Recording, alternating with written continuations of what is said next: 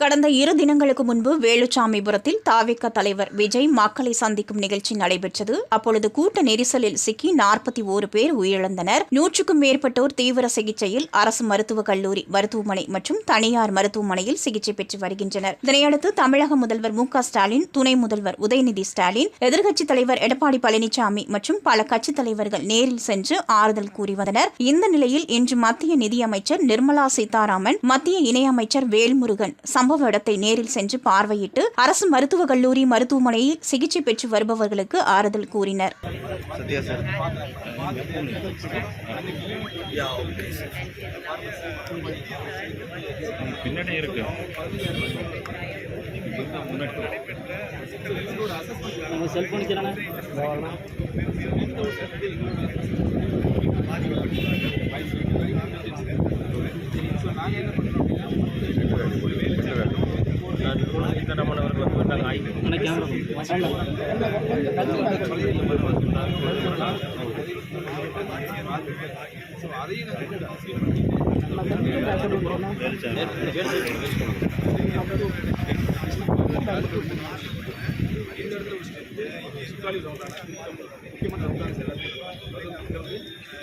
unexpected reception point வர வாய்ப்பு இருக்கு.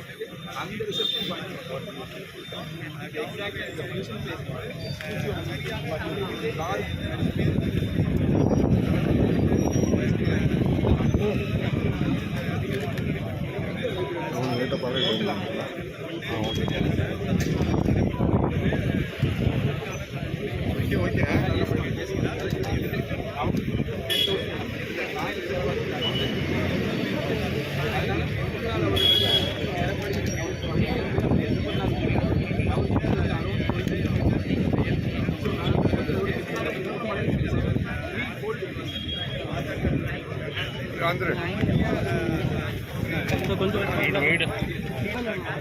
முன்னாடி அனைவரும் கறி வைத்து